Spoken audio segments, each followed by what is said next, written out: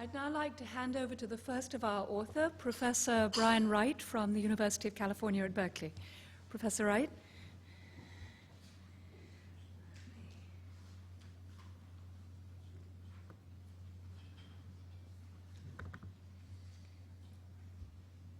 Thank you. Well, thanks very much. First of all, I'd like to thank Rebecca and Richard and the NBER for asking me to come and talk about agriculture today. And as Steve Coonan was talking, I was thinking if this were 1965, you'd probably be addressed by eminent academics, different ones, including probably Paul Ehrlich and Garrett Hardin, who would tell you that the challenges faced by agriculture in the next 20 years are so severe that we have to give up on the idea of actually feeding the existing populations of China and India, Bangladesh, and we have to use lifeboat economics, and we just need to be realistic that technological change isn't going to be large enough to outrun the Malthusian logic of increasing population versus a lesser increase in food supply. Well, we know that didn't happen, and we know it so well that we've actually forgotten it. And so I think it's appropriate to think about what's been going on in agricultural research, what's been going right, and some threats that agriculture faces now that may also be relevant to energy research. So the history of agricultural research in the United States is a history of incredibly large rates of return. And so you can say two things about that. One is that there's been almost a constant increase in food supply outrunning increases in demand domestically. That light blue line on that graph is output. The inputs are the pink line, and you can see they're a very different trajectory. So that's been a history of success. Rates of return have been in the range of 40 or 50%, and that's impressive. An economist would say that indicates highly effective research systems and not enough investment, because that marginal rate of return is too high. There should have been more dollars in that enterprise. The output has been better nutrition, longer life expectancy, not just in the United States, but similar enterprises have succeeded around the world. Benefit-cost ratios measured at realistic cost of capital for the government are in the range of 32% nationally, about 21% on a statewide basis, which is relevant because much of the research is done at the state level, managed at the state level, partly federally funded, and 11 times benefit-cost ratio, about 11 to 1, of the spillovers between states. So that's one reason why the federal government subsidizes the states, because the states don't have the right incentive to do all the research. A lot of the externalities exist between the states and indeed between nations also. But the time lag between when the investment is done and when the return peaks is about as much as 24 years. This means to have an effective system, you need to have effective, persistent attention to this problem through the ups and downs of the economy. And that's a lesson which I think energy can learn from the history of agriculture, and agriculture also needs to relearn itself.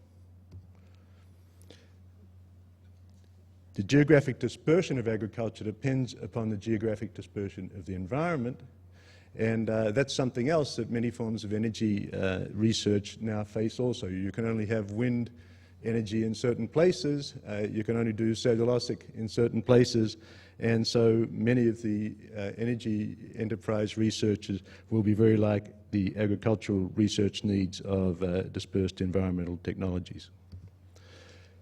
Another interesting factor about agriculture, which might be somewhat true of energy in the coming years, is it's been uniquely dispersed across nations. This pie chart here is not an old ban the bomb sign. This is actually a pie chart showing the shares of developed country public research expenditure, developed country private research expenditure, and less developed country expenditure. And what you'll notice is less developed country expenditure is a third of this, about matching public and private research in developed countries. All of that less developed country research is public, and half of the developed country research is also. So you're going to have partners in the agriculture game in the future, and I think energy will look more like this in 20 years than it does now. You can see these are just some figures I won't dwell on about the research intensities of different less developed countries and developed countries. Developed countries have a research intensity of about 64% of agricultural output goes to research. Brazil has 1.4, and Brazil is an amazingly flexible and dynamic actor in this area. China is another one. The ratio of expenditure to output here is low, not because the expenditure is low, but because the output is increasing so fast and it's being so effective. India also is doing quite well in this area, and all less developed countries have even higher research to output ratios than China and India, even though they dominate less developed country research expenditure because of their large populations. Now, unfortunately, energy and agriculture share another phenomenon recently especially, and that is that recently the research expenditures tend to fluctuate with the prices of oil and of food. So that, and also when the needs don't appear so great, attention gets diverted, I think, too much to secondary issues. And I think that's true in both our sectors, but on the other hand, it's also true, as Steve has emphasized, that you need that continued political support. I'll just skip this one. But you'll notice that the most important international research is done by the Consultative Group on International Energy Research, International Agricultural Research, and that expenditure, which is expenditure determined by many nations and other non-profit groups, tends also to not only fluctuate with the apparent short-term needs in the agricultural sector, but it tends to get too easily diverted from the fundamental need to focus on production increase and productivity in the main food supply areas. I think Rebecca has mentioned, and Richard, and also that research enterprise has a number of different parts. Making it linear is an oversimplification, but it's a good simplification. You need basic research going through technology invention, innovation products, and then you need the diffusion into the users. And those are very different activities, and they need different kinds of research enterprise. It tends to be true that what's on the left is better done by public sector or non-profit sector, by universities. The intermediate to basically a mix of public and private, and dissemination of technologies to final users has been proven to be much better done where it's feasible by the private sector. So we need this mix of different actors, and getting that mix right is a real challenge involving not only cooperation of the private sector, but also effective political communication on a sustained basis.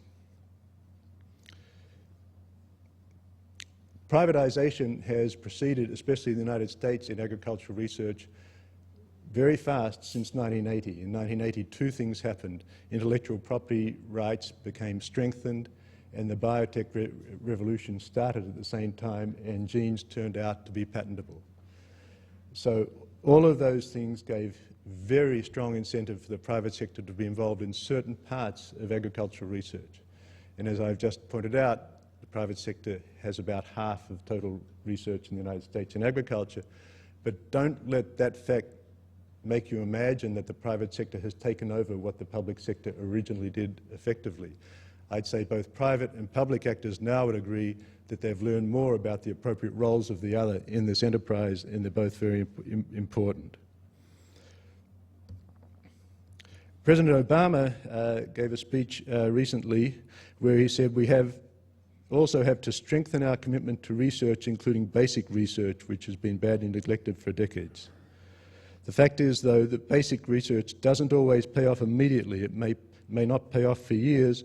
When it does, the rewards are often broadly shared. That's why the private sector generally underinvests in basic science. That's why the public sector must invest instead. While the risks have been large, so are the rewards. And I think that's been shown to be true in agriculture. It raises an important question. That's why the public sector must invest instead. And the key question is, can the public sector still support the necessary persistent commitment in agriculture or in energy to get the job done? Through the ups and downs that will occur in prices, the international political scares and the other things that tend to distract attention. In agriculture, the current success, I think, reflects political genius in the last century. I don't know whether it was deliberate genius or the better kind, which is serendipity. But the Hatch Act and the Morrill Act established with sustained federal funding sources in the form of land and other sources, dispersed, politically supported and somewhat competitive research enterprises in all the states of the nation. And this was, in a way, a reflection of what had happened in Germany before Germany was formed as a nation, where different German states, founded by research from universities in chemicals and fertilizers, actually had established a large number of experiment stations competing with each other. And when Germany became a nation in the 1870s, there were about 20 experiment stations existing on this competitive local model. And that really became, consciously or not, a model for the land-grant system in the United States. And the land-grant system, of course, had a permanent political and economic base which allowed consistent expenditure on education and research over a large number of years, which didn't really pay off for about 30 or 40 years in a way that was readily observable, but ever since it's been paying off in spades. Now it's under attack, but I think we should learn from the kind of persistence that was founded on this political and dispersed public sector competitive model. I think I'll skip that. So just move to my conclusions. My first conclusion is that private firms have shown, motivated by intellectual property rights, that they're efficient and very fast, actually, at developing, promoting and disseminating commercial technology packages to consumers or to farmers in this case. This might have come to some extent at the expense of small firm entry. It was kind of a one-shot deal. We had lots of entry in this originally when there weren't any intellectual property rights. It's not so clear whether this can be sustained as a model so effectively unless we pay careful attention to the design of intellectual property policy. Secondly, the need for local adaptive technology where it occurs should motivate dispersed research enterprises that can then compete with each other to some extent. Upstream research will probably be the province more of public sector and non-profits in both agriculture and in energy if it's going to be really effective. We're still learning how to do public-private partnerships. We're learning that at Berkeley with the EBI, a $500 million partnership between a national lab, 2 universities, and BP, where Steve used to work, and Steve had a hand in that. And it'll be very interesting to see how that succeeds or fails in providing effective cellulosic technology. The question whether this kind of sustained attention that we need, decade by decade, not minute by minute or day by day, is really feasible in the current political environment, and that's something that other social scientists, I think, should pay careful attention to. Thanks very much. I look forward to hearing the rest of the day.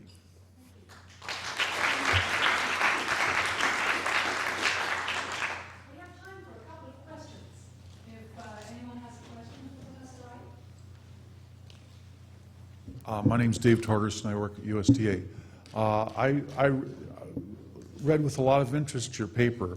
I have a couple reservations about it because it's like you have a nice anecdotal story about how farmers went to low-till farming, but I think part of the big picture that you're missing in the paper is the tremendous strides that agriculture made in energy conservation over a long period of time. Not just in terms of how it got to be more productive. I mean, you imply that, but it'd be nice for you to sort of make that a more central piece of what you got. That's a really interesting comment. Of course, agriculture was the original user of biofuels. A large amount of the, especially in the earlier part of the century, a large amount of the progress that was made in agriculture was freeing up all those fields that used to be used to feed the horses that pulled the plows. And that's a very interesting story. So when people talk about introducing bioenergy into the United States, they really should be talking about reintroducing, and a lot of that was agriculture. It's a good point. Thank you very much, Wright.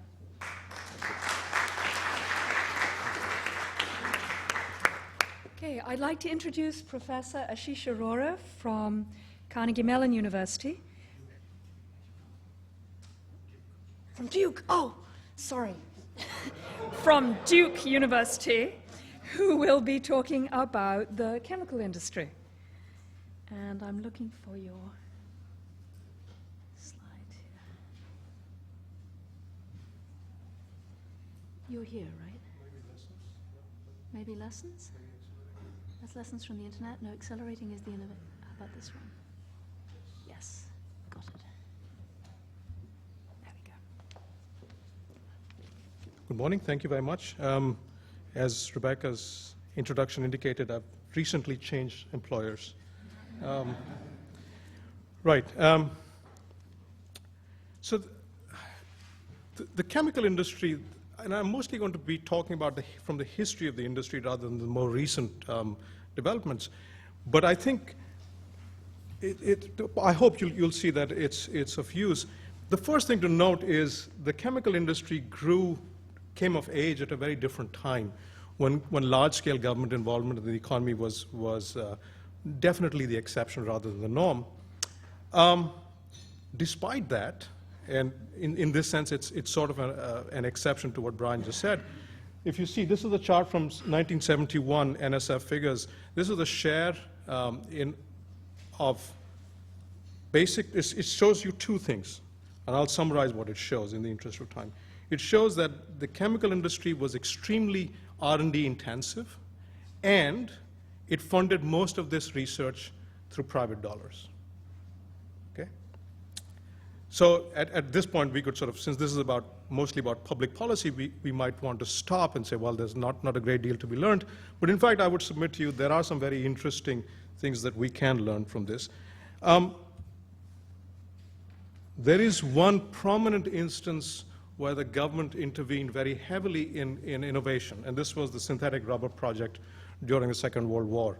Around 1941, there's about 10,000 tons of synthetic rubber being produced in America, and there's this very real fear that America will be cut off from the supplies of natural rubber.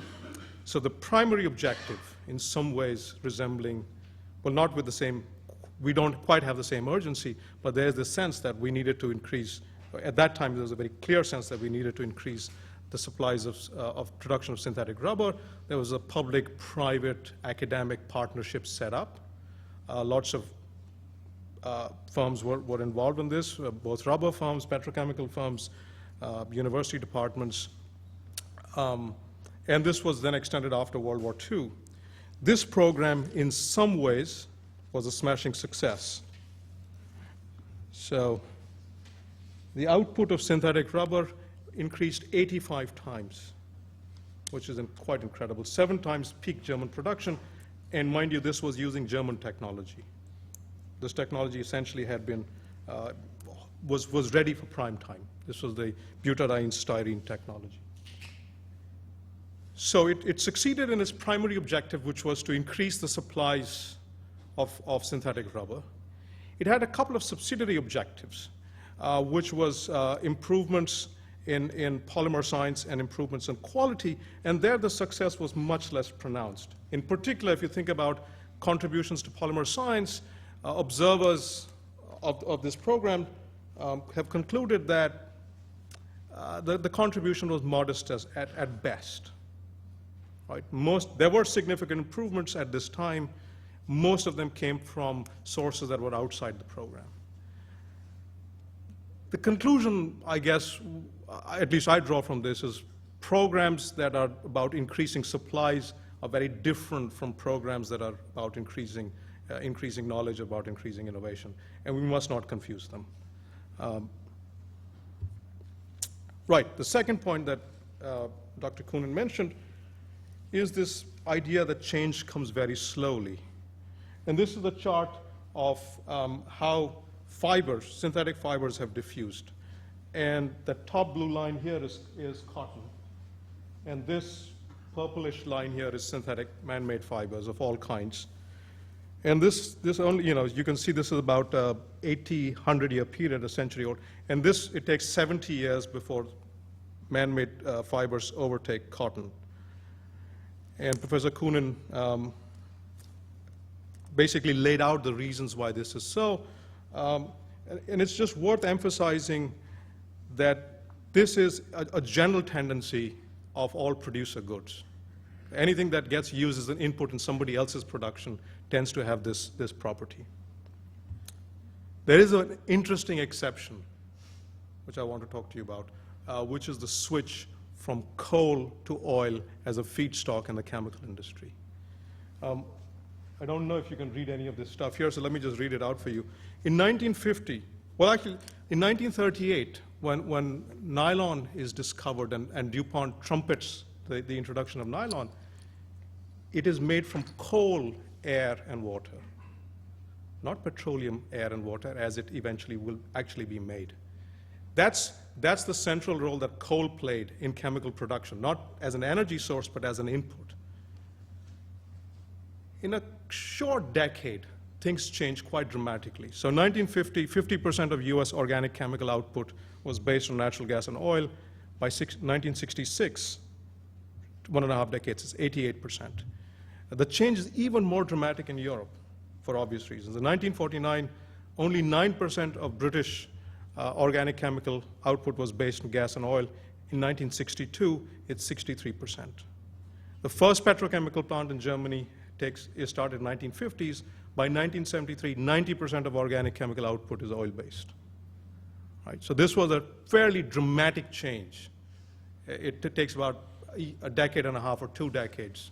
And the remarkable part is there was very little government intervention in this. In other words, no government mandated this. There was no large-scale government subsidies. To some extent, this tells you that the point that Rebecca made earlier, when you have a clear demand, and it's seen as going to be persistent, private sector will respond and will make these large-scale changes. Now, there were some other things that happened alongside this required major developments and advances in technology. It required a very significant diffusion of this technology.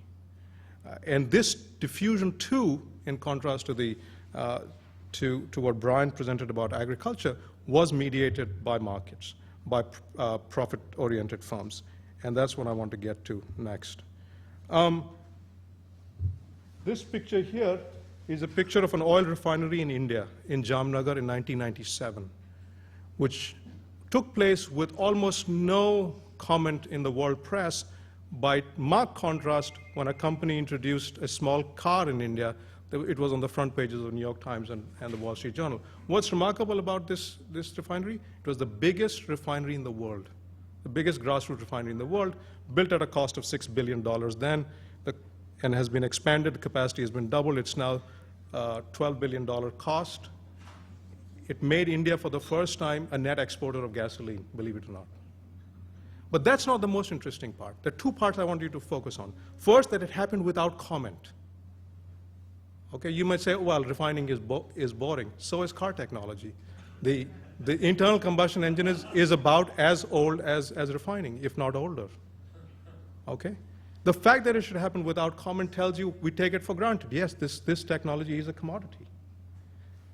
Listed here are the key technology suppliers. Let me read out. Bechtel, Black and VTech, Dow Global, Foster Wheeler, UOP, Criterion Catalyst, Stone & Webster, Davy Power Gas. It's a market.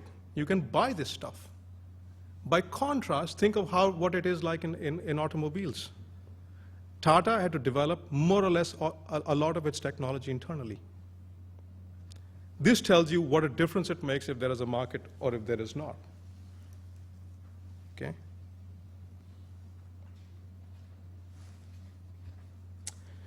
I won't belabor this chart, but this tells you what the sources of technology and engineering expertise are for plants globally, petrochemical plants globally all over the world in 1980 and 1990.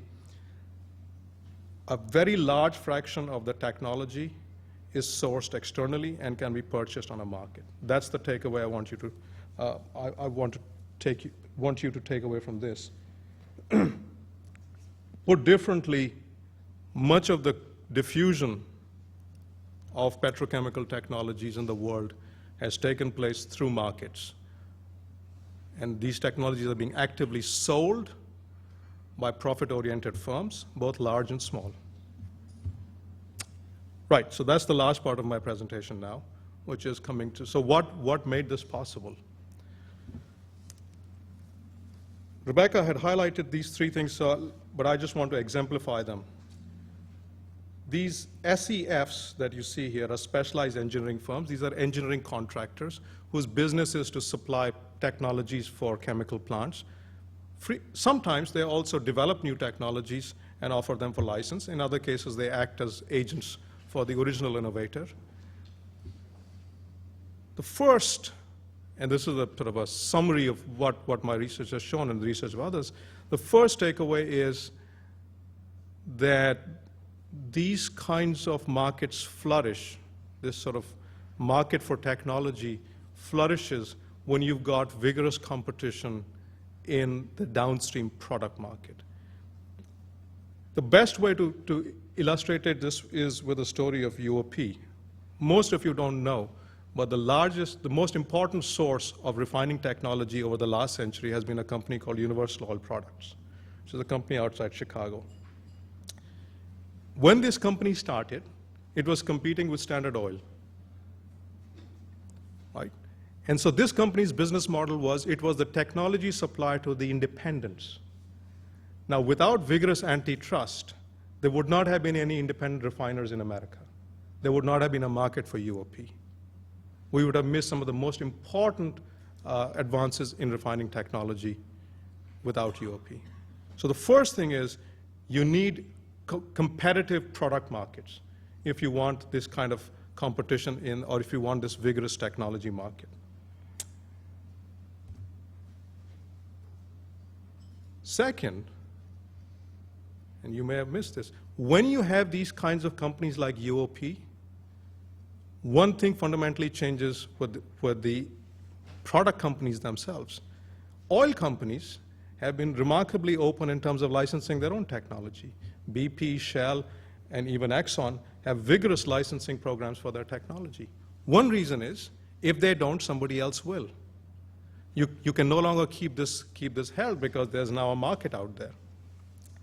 So that's what this chart shows. This chart shows when you have these SEFs or independent contractors active in licensing, then the incumbent producers, the chemical and the petrochemical firms, are also active in licensing their technologies. A related point to this, again I'll go back to the history, is therefore you need to think about antitrust not just in the product market, but also in the technology markets. And the US Department of Justice and the FTC, with Rich Gilbert and others, have been very active in this aspect of it and making sure that we don't get monopolies up in the technology market as well. Finally, this goes back to IP. Patent protection appears not to have hurt a very robust market for technology diffusion in the chemical industry. In particular, these specialists, these technology specialists, do well when they have patent protection.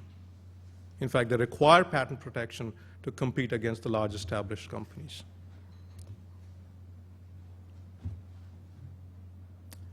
That's my last slide. So on the first column, you have what I think are the main takeaways from the history itself, which is this is an example of an industry which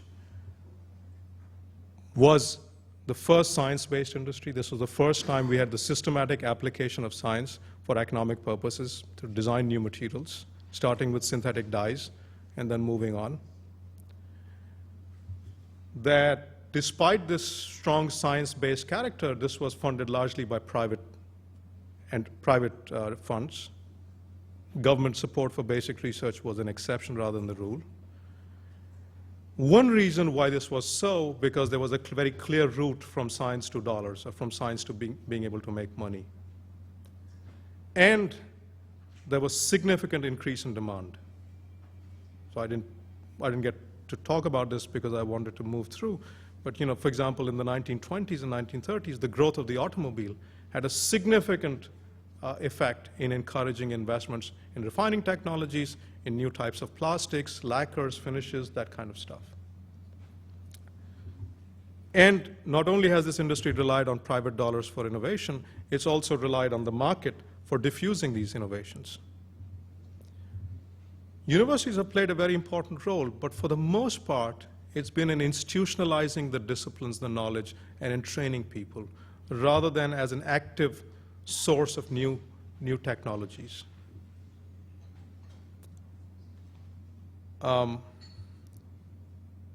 What are the implications that we see from the history for energy innovation? And I don't want to overclaim, or let me sort of qualify these. I've overstated them in the interest of being clear. As George Orwell once said, it's better to be clear and wrong than to mumble. So I'm going to be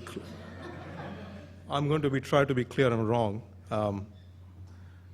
which is, it suggests government programs are much better at coordinating large-scale production when the technology exists than in bringing forth radically new technologies. That support for the demand for new technologies is probably much more effective, or is at least as important as trying to subsidize the creation of new technologies. And third, we should not neglect diffusion. It does no good to have new technologies if they are not widely deployed for either of the two objectives. And in this, I would recommend to you that competitive markets, both in the product space and in the technology space, are very important. Thank you.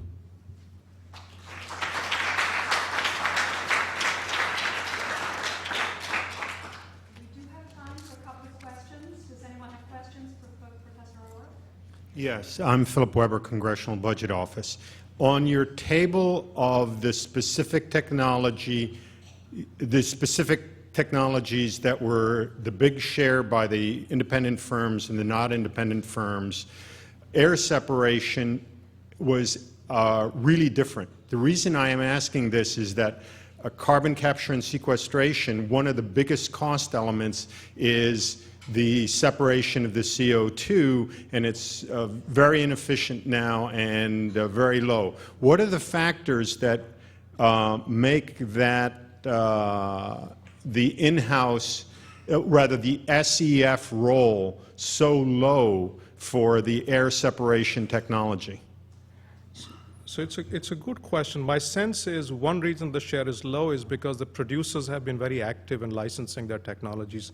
Air Products, BOC, Linde, these were all very active in licensing out their own technology. And I think at least they actively had business models where they would help you engineer their plant. So there was less of a scope, I think, for independent suppliers for plant design. So the producers were also doing this as a business.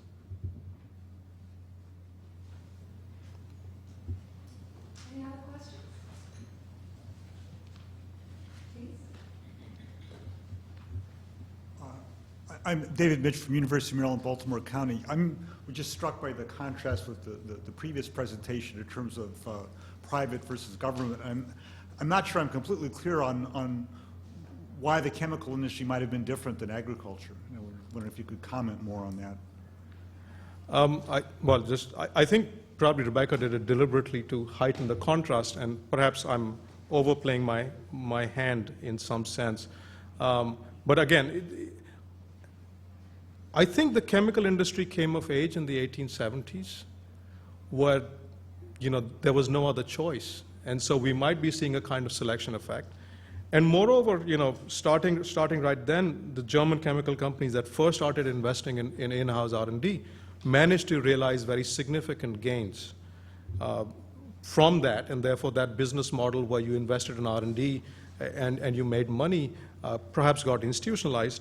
And in America, it took a very significant antitrust action against DuPont before the trustees of the people who were running DuPont were convinced that the only way they could grow was through creating new products and materials and businesses. They could not grow in their existing domains. And so in some sense, and this was a decision that I think serendipitously happened to be right. The other big chemical company in 1920s was Allied Chemicals. Most of you have not heard of them. They were the second biggest chemical company. They chose not to do that. And the consequences were, well, what you know, Brian? I think also to look at chemicals, you need to look back into the early part of the 19th century, the development of aniline dyes in the quest for a replacement for quinine in antimalarials. Yes. In United Kingdom, which wasn't supported by the United Kingdom industrial sector, so it went to the academics in Germany to develop applied technologies in German universities, maybe around the 1840s, and then that became the foundation for the German chemical sector, which then went on to dominate the world so much that in the 1920s and 30s, for example, when an American company got the patent for aspirin, part of war reparations, it couldn't actually develop the technology until it imported experts from Germany to show them how to do it over about a decade. So I think that it's partly the fact that the needed technology was developed way earlier than the 1870s, and we're seeing now the application of that technology going on today, I think. Thank you very much. Thank you.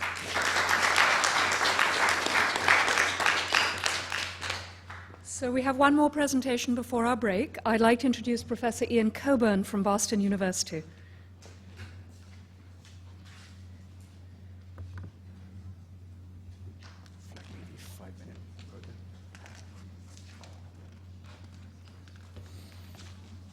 Good morning, thank you.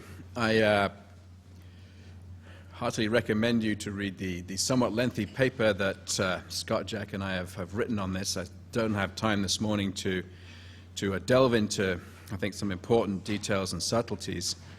The paper begins with our motivating example is to think back a half dozen presidents and reflect on some science policy initiatives from the 1970s. And I think there's, President Nixon, in short order, both declared war on cancer and launched Project Independence. And I think when we look forward from that episode, there's two very dramatically different experiences of these two sectors. As the chart shows, breakdown of federal non-defense R&D spending, you can see the blue part there is health, energy is the green part, and there's been really a dramatic difference. And I think, tracing out why that might have been and what the implications have turned out to be 30 years later for the technological progress in this sector is very interesting. One thing I think we can say about the life sciences sector is that a capacity has developed in this country and in others, which I think is truly remarkable. Not just the ongoing stream of very important innovations, but also this kind of institutional technological capability to get on and solve problems quite dramatically. This is the nasty green thing there is the HIV virus, and the chart to the right shows what could have been the kind of disaster we see in places like sub-Saharan Africa, taking off in the United States, but really nipped in the bud.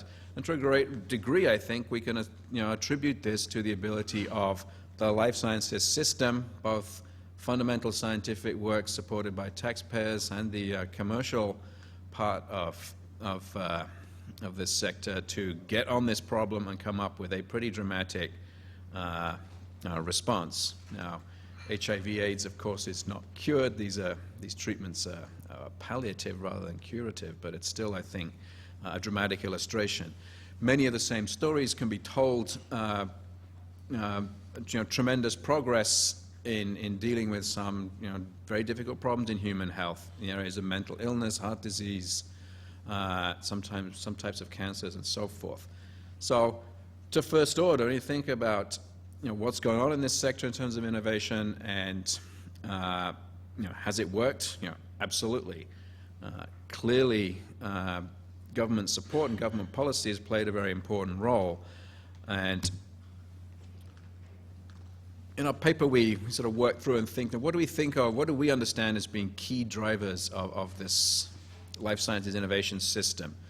The first and perhaps most obvious, I think, is a very high level and a relatively stable level of public funding for basic research. A lot of money gets spent through the Public Health Service, some of the other agencies, particularly NIH, but also some other programs. That has contributed to and supports a process where we've developed a very large, very highly skilled and highly specialized R&D workforce. And that has taken place against some interesting aspects of the economics of pharmaceuticals, which are very different from a commodity product like energy. I think it's obvious but worth dwelling upon. These changes, public support takes place against the background of fundamentally very high willingness to pay for new products, differentiated new products. If you couple that together with insurance-driven demand, the restaurant where he or she who orders doesn't pay, and an interesting role of quite stringent regulation on the health and safety front by FDA about who is allowed to sell products, this has generated demand factors which I think have been very conducive to commercialization, building upon these infrastructural investments in basic science and workforce development. Fourthly, we see this is a sector which in our view, the critical factor is that there's a bottom-up process of project funding and project selection, if you like. Much of the NIH budget and other agencies, money is distributed to work on problems principally through a process of peer review and investigator-initiated projects. The inmates run the asylum here. We also see this as a sector where the patent system seems to be working pretty well. Information communication technologies and software, people are really scratching their heads and I think are very worried about the costs associated with the patent system, which appears to be bogged down a little bit out of control. In this sector, at least so far, intellectual property rights have worked pretty well and play a very important role in allowing innovators to capture value from their work. And to echo something Ashish just said, these intellectual property rights support an active and important market for technology. Lastly, when we point to key drivers here, I think it's the pervasiveness and intensity of competition, not just in the product market, but all the way through the value chain. I'll expand upon some of these ideas in a moment. Thinking about what has happened since the 1970s focuses us on I think, as economists, on the evolution of industry structure. A lot has happened in this business. This is a gross oversimplification, but this is a way of thinking about industry structure, what I would call the good old days. This was the set of institutional arrangements prevailing in the 1970s and through into the 1980s, which created the Z drugs, Zantac, Zoloft, Zocor, and so forth. This was one in which there was a relatively distinct boundary between public sector science and commercial science, which was largely conducted by, big pharma is the term people throw around to describe large vertically integrated companies that do everything from bench science through to sales and marketing.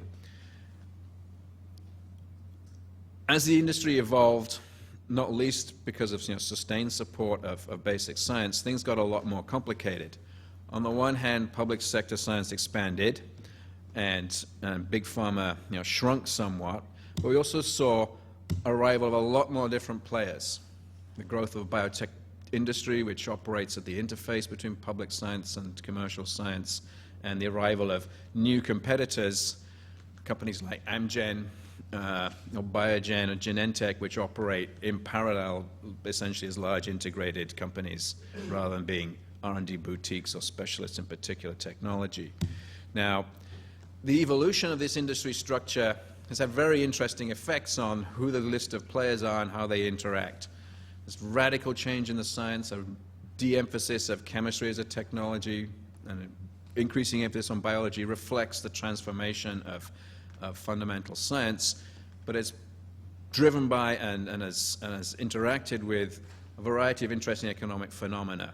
These would include things like the emergence of new entities. We're familiar now with these science-based entrepreneurship companies, the small-scale, close to university, dedicated biotechnology firms. But at the same time, we've also seen the rise and consolidation of academic medical centers and the appearance of a whole lot of infrastructural entities. venture capitalists, patent lawyers, university tech transfer officers, and so forth. All of this sort of ferment in terms of different types of organizations has been accompanied by an adaptation and adjustment of the large incumbent firms, the federal agencies, the universities, and other established players in this sector. The end result, and this is not a picture of a biotechnology product, it's not an engineered antibody, it's a map of the industry drawn up by some colleagues in sociology. The detail is not important, it's just to illustrate, this maps out connections of different kinds, financial, commercial, technological, between different kinds of entities. Innovation today takes place in the context of this very complex, dense, interrelated network of institutions.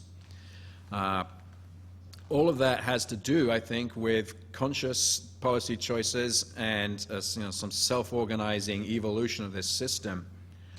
With that as background, let me now turn to what we think are important lessons to draw for thinking about how to promote innovation in climate change and energy technologies. Point number one, and this I think is becoming a constant theme in these presentations already. It takes a lot of time. The investments that began with Nixon in things like the war on cancer and setting up the National Cancer Institute and so forth pay off decades later, and that is truly fundamental to thinking about these problems. The fact that the clock needs to run for a long time, I think, focuses us also on the value of sustained funding, or alternatively, the costs of instability. And one thing which I think has built the capacity to innovate in this sector is things like labor market development. A lot of people have to make long-term, highly specialized commitments in human capital. In an environment where the budget goes up and down, that becomes, kind of a courageous choice for an ambitious young person. Instability in funding, therefore, can only lead to under-investment in specialized human capital or other kinds of investments. When we look at the decades it takes to take on problems like cancers, the level of sustained attention and career development specialization, you really need this to be operating in a stable factor. Secondly,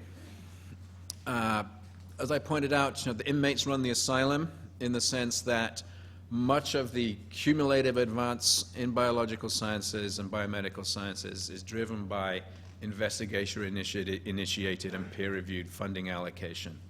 There's not a lot of top-down command and control. Now, there are public health priorities identified which steer funding. There are political considerations, who sits on which committee. Can at the margin move funds around. It's certainly the case too that the product market for pharmaceuticals also generates incentives which steer resources. But the basic innovation agenda is driven by the curiosity of individual researchers. And I think it's that role of curiosity, academic freedom, entrepreneurship, outside of top-down command and control institutions, which has generated a diversity of experimentation and long-term benefits in terms of the accumulation of knowledge and the advance of science here. Thirdly, competition. This is a business which is intensely competitive at all levels, and much of the competition is focused on innovation. Being new and being first is really important in almost all of the activities that go on in the life sciences. In the world of universities and taxpayer-supported research, there is intense Darwinian competition amongst individual investigators, between labs and between universities, looking for grant funding and the Nobel Prize. That generates, powerful competitive pressures to move forward, to be first, to be new. Taking a step away from academic research into the world of commercial science, there's a very active interface now between the market and taxpayer-funded research, which is the biotechnology industry. There are thousands of entrepreneurs working just off campus, mostly funded by private equity and venture capital, competing in this market for technology. They're chasing after resources, talent, and opportunities to come up with new ideas, move them forward, and then sell them to downstream collaboration partners. And then finally, we get to the product market in pharmaceuticals. Again, I think the noteworthy feature about this is, the prices are high, but it's also intensely competitive. It's a fragmented market, driven largely by what we call Schumpeterian competition, that is to say, coming up with new molecules to compete against the existing set of products. That's one important dimension of competition.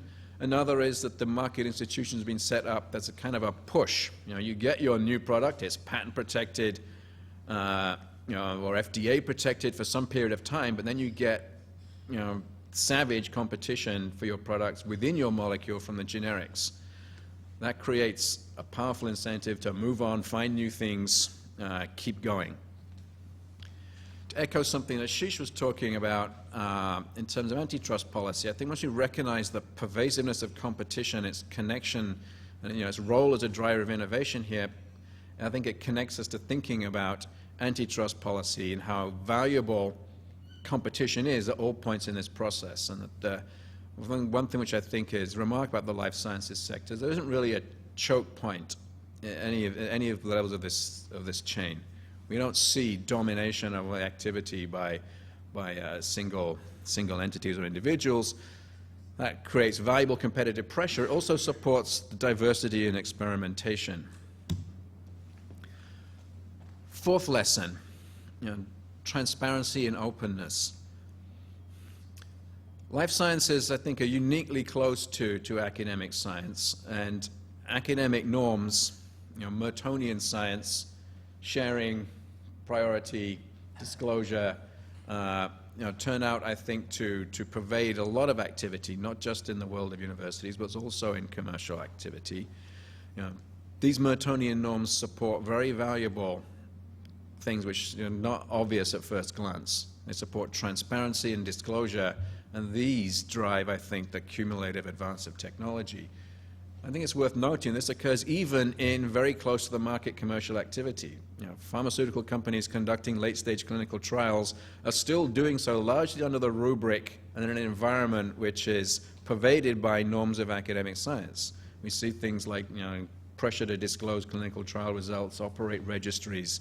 A lot of this stuff is published and observed in real time and not conducted under conditions of commercial trade secrecy.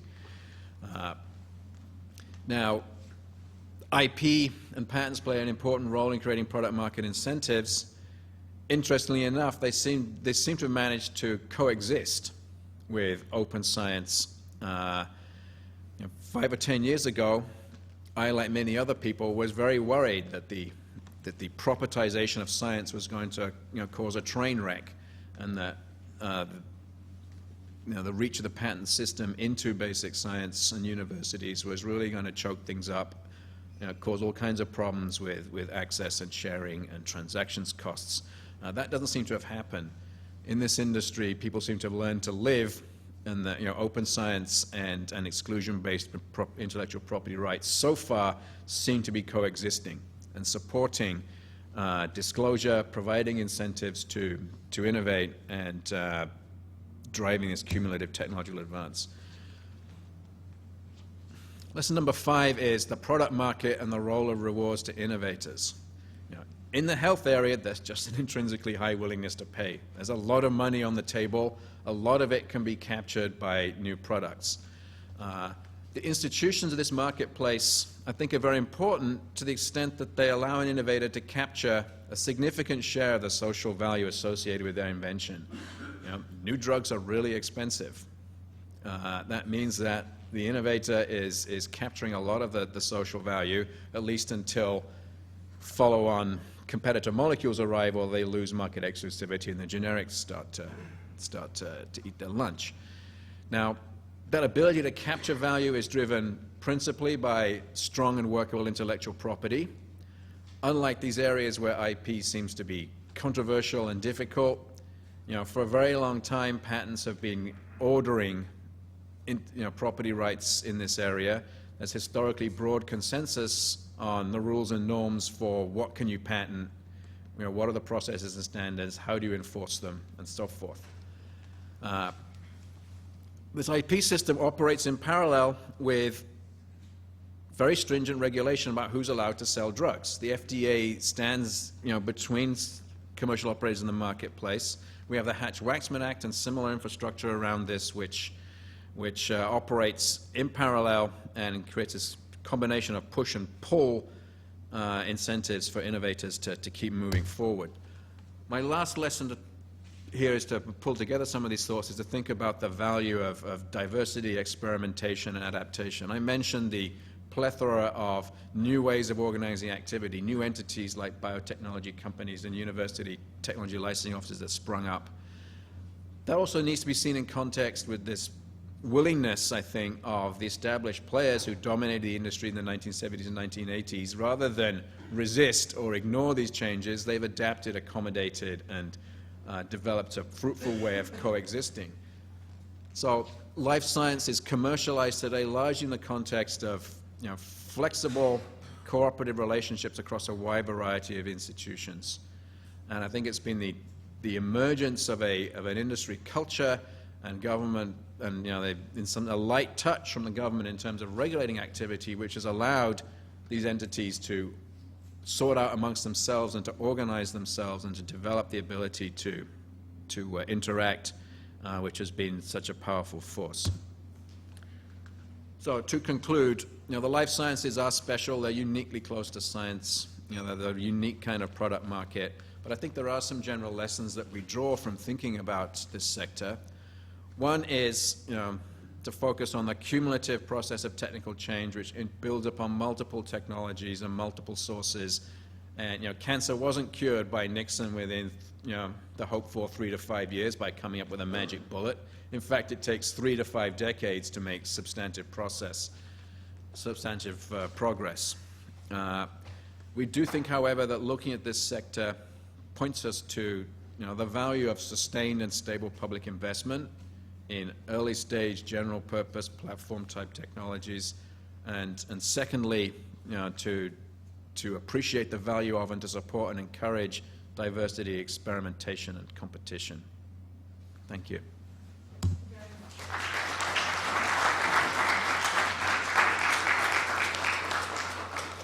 We have time for, I think, one question.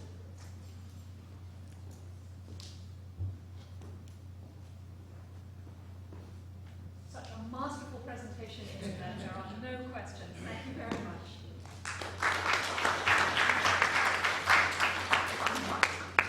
We'll now take a 15-minute break. When we come back, we'll hear about the technologies of information technology, computers, semiconductors, and the internet. Thank you.